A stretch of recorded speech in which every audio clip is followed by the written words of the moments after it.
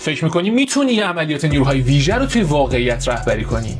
اگه مغزت کار میکنه و یه مقدارم استراتژی بلدی، این بازی خوراکته.